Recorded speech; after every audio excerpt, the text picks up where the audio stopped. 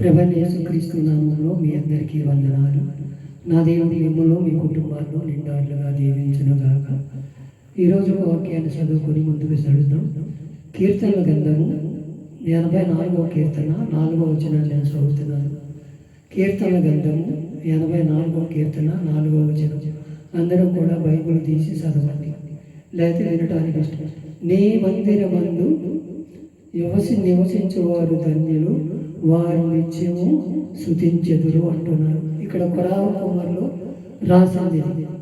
వాళ్ళందరూ కూడా కొరాహు అంటే గానాలు చేసేవాళ్ళు, వాళ్ళని పాటలు పాడేవాళ్ళు, దేవుని మహింపరిచేవాళ్ళు. వాళ్ళు కొన్ని కీర్తనలు రాశారు కీర్తన గ్రంథంలో. ఆ కీర్తన గ్రంథంలో రాసిన కీర్తన ఇది. నీ మందిరమందు నివసించేవారు ధన్యులు, వారు నిత్యము స్తుతించాలి. మనం మందిరంకి వెళితే మనం నేను స్తుతిస్తున్నామా, ఆయన నామాన్ని కనపరుస్తున్నామా, ఆయన్ని హెచ్చిస్తున్నామా అని మన హృదయం తెలుసుకోవాలి. ఈ రాత్రికాల సమయంలో దేవుడు నీతో నాతో మాట్లాడుతున్న మాట, నా మందిరమందు నివసించేవారు ధన్యులు ధన్యులు ధన్యులు అంటున్నాడు. మనం ఏ ధన్యత పొందుకొని ఆయన సన్నిధిలో నిలబడగలుగుతున్నాం.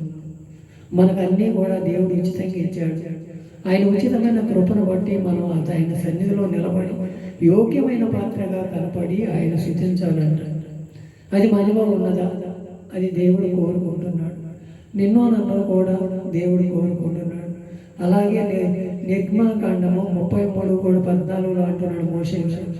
అందుకు ఆయన సన్నిధి, ఆయన నా సన్నిధి నీకు తోడుగా వచ్చును, నేను నీకు విశ్రాంతి కలగజేసిందనని చెప్తున్నాడు ఆయన. ఎవరు? మోషే గారు. మోషే గారు అంటే ఆయన దేవునితో ముఖాముఖిగా మాట్లాడినవాడు. దేవునికి నేను నా ఇల్లంతటిలో నమ్మకమైన వాడు కనుక ఆయనతో అంటున్నాడు, అయ్యా నీ సన్నిధిలో నుంచి నీ సన్నిధి నాకు తోడుగా వచ్చును, నేను విశ్రాంతి కలగజేసేదని అంటున్నాడు. ఆయన విశ్రాంతి కలగజేసేవాడై ఉన్నాడు. ఆయన మనకు కూడా మనం ఆయన సన్నిధిలో గడిపితే విశ్రాంతే కదా. ఆయన సన్నిధిలో ఏదైనా సరే మనం అన్నీ కూడా ఆయన ఇచ్చిన ఏది కూడా తలపోసుకోకుండా, ఆయన ఇచ్చిన మేలు ఏది కూడా మనం దిగజారిపోకుండా మనం ఆయన సన్నిధిలో నిలబడి యోగ్యమైన పాత్రలుగా కనపడాలని కోరుకుంటున్నాడు. ఆయన సన్నిధిలో రాని వారు కొందరున్నారు, వచ్చిన వారి గురించి కొన్ని తెలుసుకుంటాం. 1వ దినవృత్తాంతాల గ్రంథము, 2వ సమయాల గ్రంథము 3వ అధ్యాయం 1వ వచనాన్ని చదువుతున్నాం. అందరూ కూడా చదవటానికి. సౌలు కుటుంబకులను దావీదు కుటుంబకులను బహుకాలము యుద్ధము జరగగా దావీదేమో అంతకంతకు ప్రబలెను, సౌలు కుటుంబం అంతకంతకు నేరసిల్లెను అంటున్నాడు. ఇద్దరు కూడా ఆయన సన్నిధిలో గడిపిన వాళ్ళేగా, ఆయన అభిషేకం పొందిన వాళ్ళేగా, ఆయనలో నిలబడిన వారేగా. వీళ్ళు కూడా సౌలు కుటుంబం ఎందుకు దిగజారిపోవటం, దావీదు కుటుంబం ప్రబలడం కారణం ఏంటి అంటే ఆయనేమో రాజైతే ఆయన గాడిదలు పోతేనంటే ఎతకటానికి వెళితే దేవుడు అభిషేకించి ఇశ్రాయేలు ప్రజలలోనే మొట్టమొదటి రాజుగా నియమించాడు. ఆయన ఎంత కృతజ్ఞతగా ఉండాలి. ఆయన కృతజ్ఞత అంతా కూడా ఆయనకు కలిగేంత వరకు కూడా ఆయన దేవుని సన్నిధిలో భయభక్తులుగానే కలిగాడు. దేవుని మాట ఎన్నన్నారు ఇనేపడికి రాను రాను రాను రాను భక్తిలో సన్నగిల్లిపోతున్నాడు. రూపాయి పెరిగింది, అహంకారం పెరిగింది, అసూయ పెరిగింది, దావీదు మీద చూస్తానికి ఇలా ఎన్నో కారణాలు ఉన్నాయి. ఆయన ఆ కారణాలు బట్టి దేవుడికి దూరం అవుతా వస్తున్నాడు. మనం కూడా అలా ఉంటున్నామేమో. ఒకసారి మన హృదయాలు పరిచి ఏదైనా రోగం వచ్చినప్పుడు, ఏదో బాధ వచ్చినప్పుడు, ఏదో ఇరుకు వచ్చినప్పుడు దేవుని కొలుస్తానికి వెళ్తున్నామే తప్ప దేవునికి అన్నీ బాగున్నప్పుడు ఏ రోజున మనం వెళ్తాం. మన కుటుంబాలు దీవించబడిపోవడానికి కారణాలు ఇయే. సౌలు వలె మన కుటుంబాలు దీవించబడలేకపోతే ఏమో. ఒకసారి మన హృదయాలు పరిశోధించుకుందాం. పరిశోధించుకొని మనకి ఏదన్నా కలిగిన చాట, ఏదైనా స్వస్థత పొందిన కాడ కృతజ్ఞత కదా మనం ఏదైనా చూపించగలుగుతున్నాము. ఒకసారి మన హృదయాలు పరిశోధించుకుందాం. అంత రాజయ్యండి దేవుడు ఇషం చూపులు చూసిన ఎంత రాజు అయితే మాత్రం ఎంత సేవకుడైతే మాత్రం ఒకరి మీద ఒకరు ఈర్ష్య కలిగితే చూసి ఊరుకునే దేవుడా, అందరూ సమానమే ఆయనకి. దావీదు కుమారుడా, నన్ను దాటిపోవద్దంటే ఎవరిదంటే దాటిపోడుగా.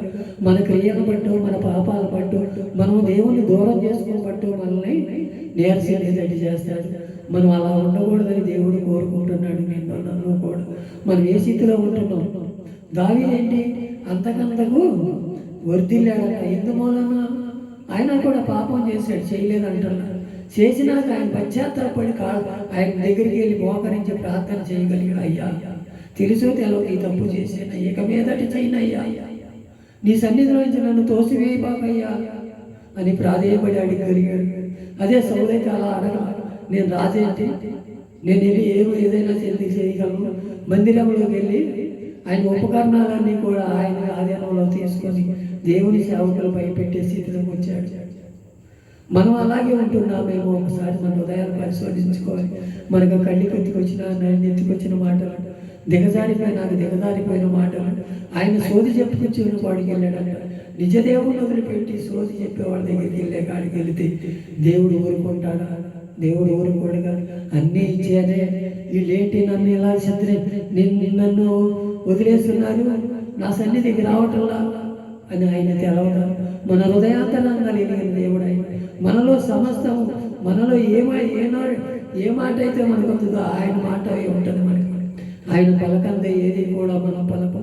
ఆయన నడవంతో మనం ఏది కూడా నడిపించం. మన అహంకారాన్ని బట్టు, మన అసూయను బట్టు, మన ద్రోషాన్ని బట్టు, మన కలహాన్ని బట్టు దేవుడు మనల్ని దూరం చేస్తాడు. అదే మనం పౌలు చేసిన పని. అదే దావీదైతే అలా చేయలేదు. ఆయన పాపం చేశాడు, అయినా సరే దేవుని సన్నిధిలో మోకరించాడు. అయ్యా, నీ చిత్తంలో నేను ఉంటానయ్యా, ఇక మీదట నేను ఇలాంటి పాపం మళ్ళీ చేయనయ్యా, నన్ను ఒకసారి జ్ఞాపకం చేసుకోయ్యా. ఆయన పాదాలు పట్టుకుని బతిమలాడగలిగితే ఆయన కుటుంబం అంతకంతకు తెలియదు. మనము కూడా అలా చేయాలని దేవుడు కోరుకుంటున్నాడు. నిన్ను నన్ను కూడా ఉన్నతమైన స్థానంలో చూడాలంటే తగ్గింపు జీవితం, తగ్గింపు మనసు, తగ్గింపు ఆలోచన, తగ్గింపులో మనం ఉండగలిగితే దేవుడు మనల్ని హెచ్చిస్తాడు అంటాడు.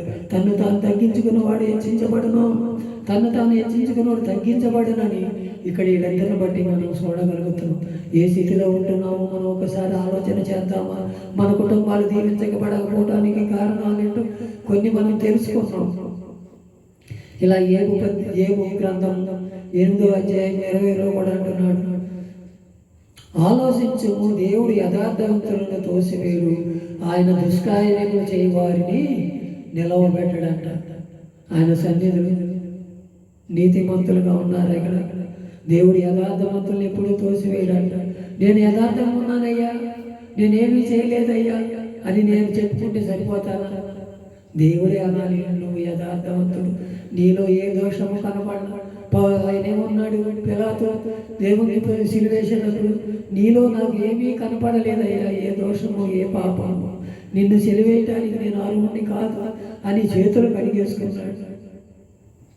దేవుడు కూడా అన్యాయస్తుడేం కాదు, మనల్ని చూస్తాడు, మనల్ని కనిపెడతాడు.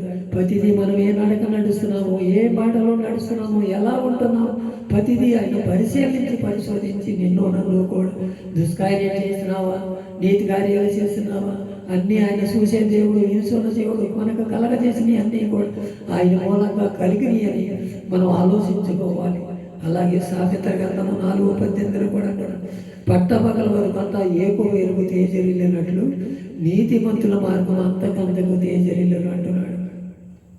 మనం నీతి మార్గంలో నడిస్తే మన మార్గాలు తేజరిల్లది. మనం ఎప్పుడు కూడా దేవుని సన్నిధిలో, అయ్యా నీ మందిరంలో నివసించేవారు ధన్యులు, వారు నిత్యము స్తుతిస్తారని నేను తెలుసుకోలేకపోయానయ్యా. అయ్యా, సౌలు వలె నేనున్నానేమో, అయ్యా సౌలు జీవితం నాలో ఉందేమో, ఒక్కసారి నన్ను పరిశీలించయ్యా, పరిశోధించి నన్ను మేలైన మార్గంలో నడవయ్యా. అయ్యా, నీ మందిరంలో నివసించే ధన్యత నాకు కలగదే అయ్యా.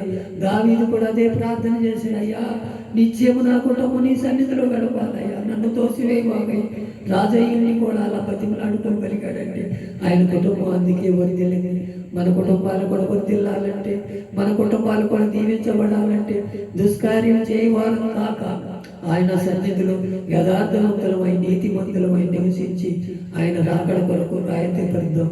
మన జీవితాలు మార్చుకుందాం.